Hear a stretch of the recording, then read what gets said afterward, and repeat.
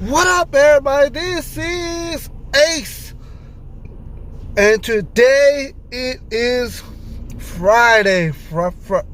Friday, and today I'm all by myself because it's almost about 8 o'clock at night, and usually around this time on a Friday I'm going to work, right? But this time there was an event, a meet and greet, with two WWE Hall of Famers, two legends that I could not pass up, you know. So what I did when I found out about the event, I actually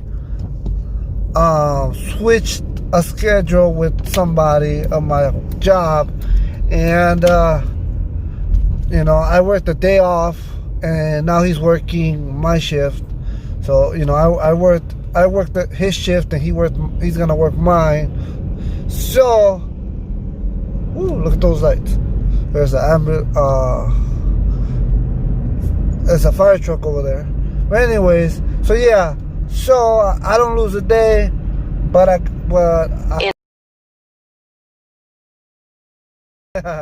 alright, sorry, I got the GPS to try to get there. But anyways, so I don't lose a day, but I already worked a day off, like on my day off, and now he's working this day. So anyways, I'm going to an awesome meet and greet. It was pretty surprising, pretty cheap, so I had to jump on it.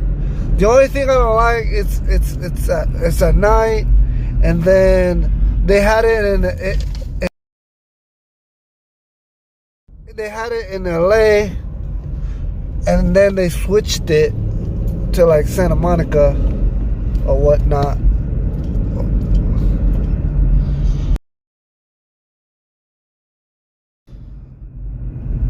I think I went the wrong way. All right. Give me 1 second. Oh yeah. So yeah. Anyways, I'm back. I'm gonna cut that out.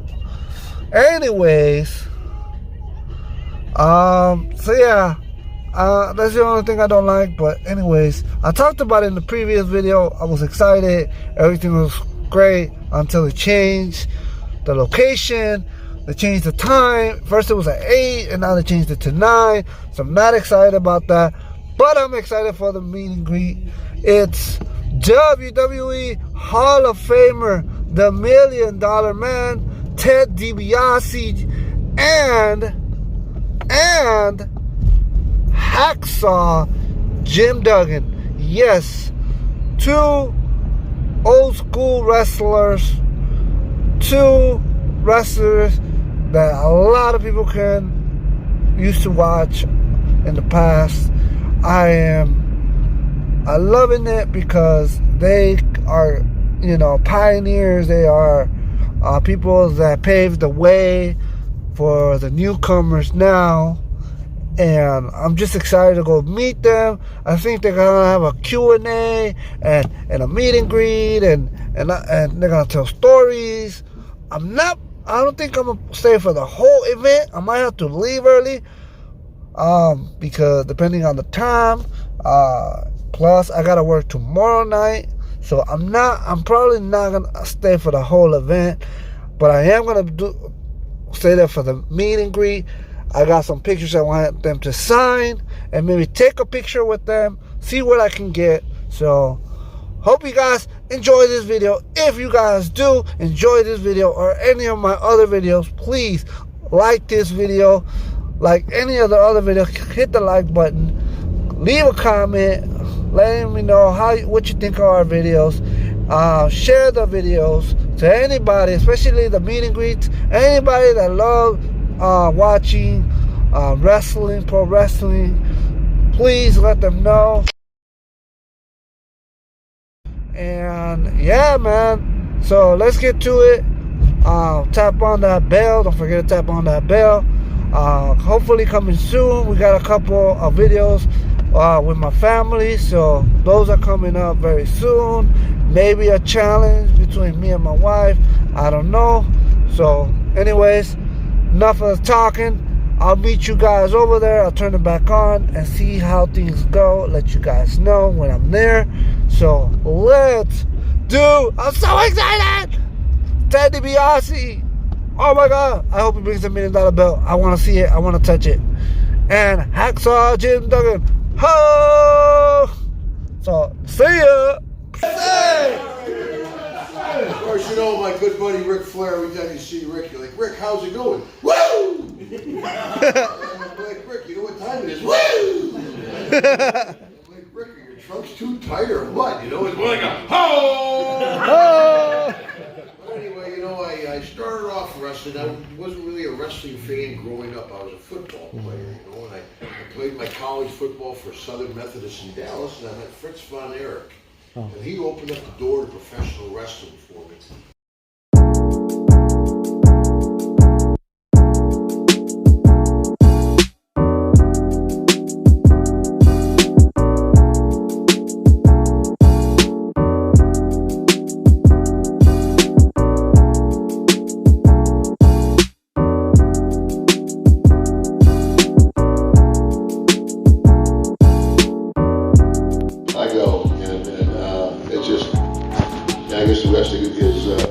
Is history, as they say, but I still regret that because it's something that I started that I didn't follow through with. And you know, I did a documentary about my life called The Price of Fame.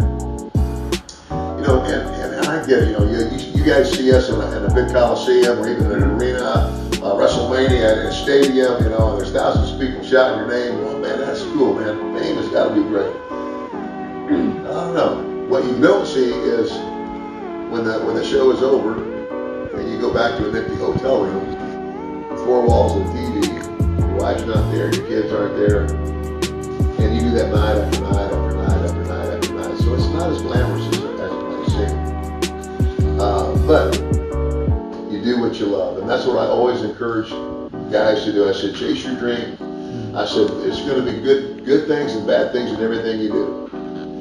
So I'm now in Mid-South, and I'm starting to be educated by some of the best wrestlers that ever came through that territory or in the wrestling industry. But Dick Murdoch was one of those guys that I remember the first trip I ever made to New Orleans. Now I go down there and Dick Murdoch and I ride down there with somebody, I can't remember who, and then he heard me tell somebody, I've never been to New Orleans. And his antenna went up. He says, you've never been to New Orleans? You've never been to Bourbon Street? No? Well, we're going tonight, kid. So he goes and he talks to Grizzly Smith, who is Jake Roberts' dad.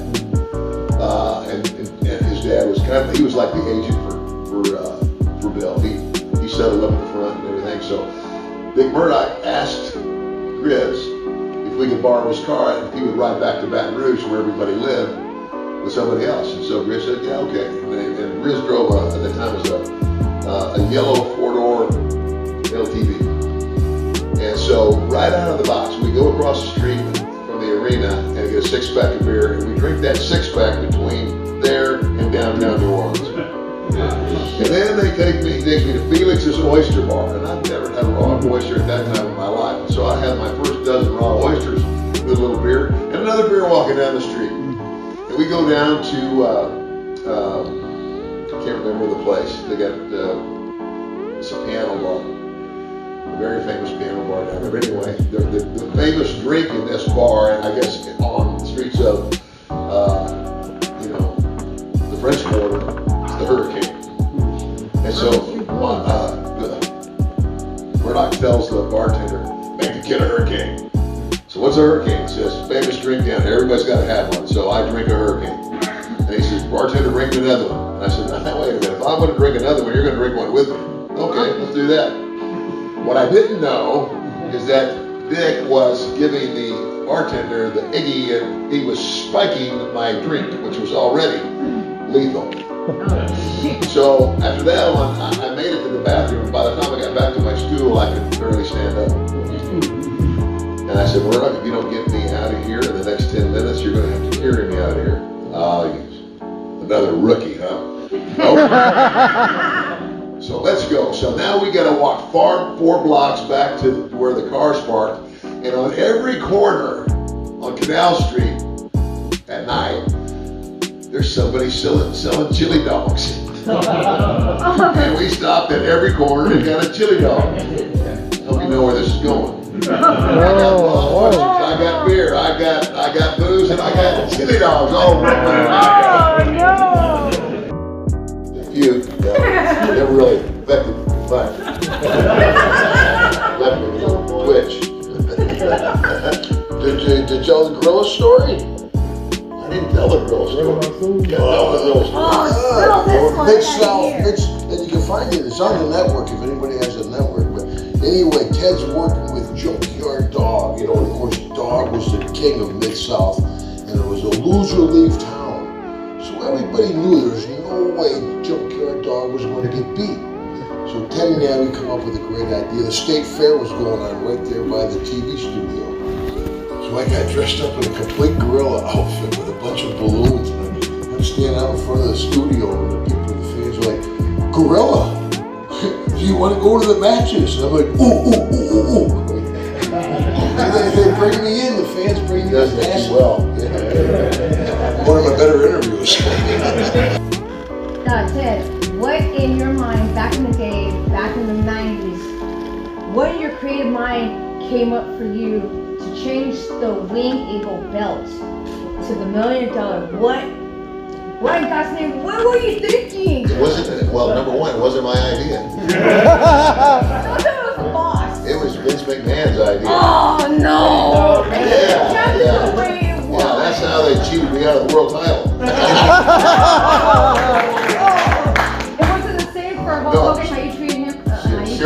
Seriously though, there was a consideration of me maybe getting the world title at WrestleMania 4, but a heel champion is only a champion for a short time because he's a transitional champion. He's either going to drop it back to the guy he lost it or won it from, or he's going to lose it to the next champion that they're going to have. And so, like Pat Patterson said to me, he said, what if you don't win at WrestleMania 4, and in your arrogance, you create your own title? And as soon as he said it, I said, that will put a ton of heat on me, and that's what it's all about. My job was to make everybody hate me, and I did a pretty good job of it. Yeah. I think we all still do, Ted.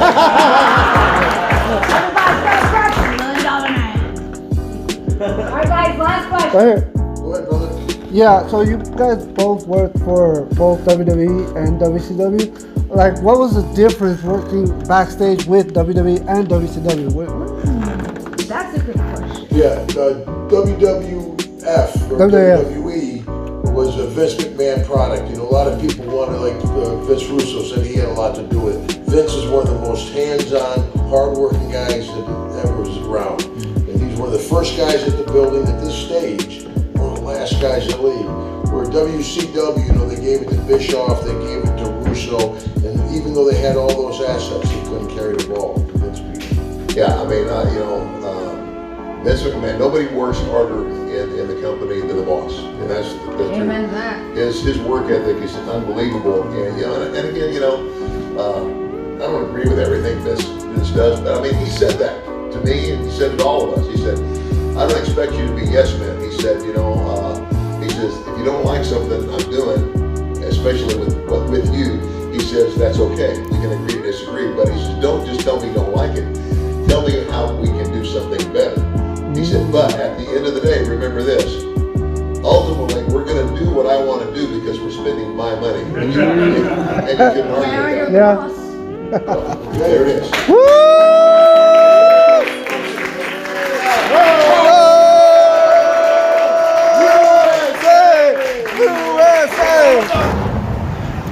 What up, everybody? So this is Ace again. I'm back.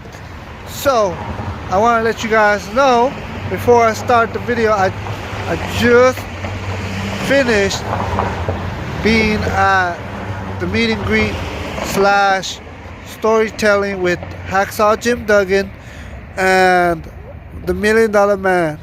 Before I show you guys what I got, one thing I can say, it was a great show, great stories, loved it.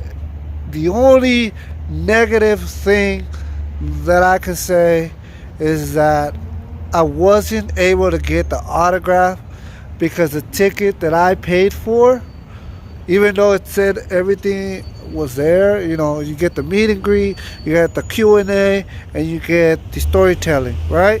That's what it said on the Facebook post. But they said that for each picture that you get, you have to pay $30. So if you want to take a picture with your phone with them, $30. If you want an autograph, either they have their own 8x10s, or you could if you have your own picture, which I had my own picture, was another like $30 or something like that. And they had like a bundle for 60 or 100, something like the different bundles. But I didn't have no cash. So, because I didn't know. 2, I still hadn't got paid. So it's like, if I would have known, I would have seen what I could do to, you know, crunch up some numbers, you know, get some money. But I didn't know. And I had already the tickets in advance for a little bit, a while. So it is what it is. But I'm gonna tell you guys, I got some pictures with them telling their stories and the stage and stuff, and both separate and together, and then a little bit of video. But then they told me that they didn't want really to record. They didn't want me to record like the whole what you call it. Sorry. So they didn't want me to record the. Let me start that over. So they didn't want me to record video of them telling their stories or whatnot. So what I did, I took pictures, and then I recorded a little bit of audio. Not a lot, but a little bit of audio. So I'm gonna show you guys that. You're gonna be the pictures and the little bit of audio that I recorded. I was able to ask him a question. That was awesome, though. I asked him the question that I asked him, and you're gonna hear it in the audio. I hope so. The question that I asked him was, since you guys were both in WWF and WCW, I asked him, what's the difference between working in WWF at the time and WCW? And they had some interesting things to say. Also, my friend that I met, her name is April. I met her before with other group of wrestling guys at the wrestling guy store.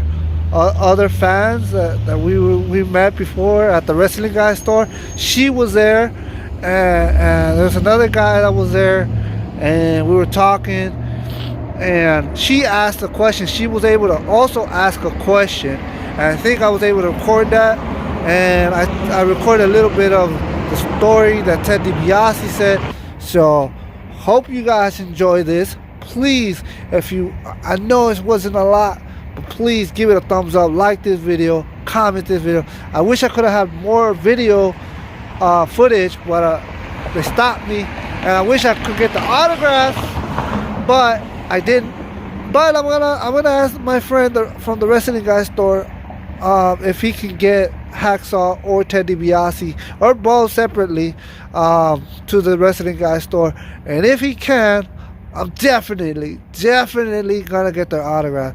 So hopefully, but let me tell you guys, the stories that they told were awesome. They told stories about Andre the Giant. They told stories about The Rock's father, Rocky Johnson, the Soul Man. I'm gonna tell you the story that they told about Andre the Giant. I think they were either in Japan or somewhere in either Japan or I think it was Japan, but I'm not sure. Somewhere over there in Asia, and they got in the elevator, and it was Andre, it was Ted, it was Hacksaw, and a couple other other people were in it, and they said that their elevator is smaller than ours. The regular elevators are smaller. I don't know about now, but at the time they were like really small, right?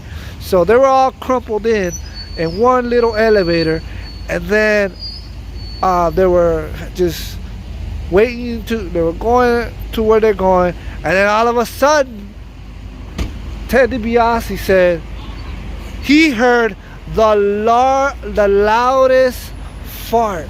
The loudest fart he's ever heard before. And it smelled disgusting. He said as soon as the elevator opened up, everybody burst out. Trying to get out at the elevator as quick as possible. It was so smelly. And then Andre was like, ha ha ha ha ha. Now they know next time not to be in the elevator with me or something like that.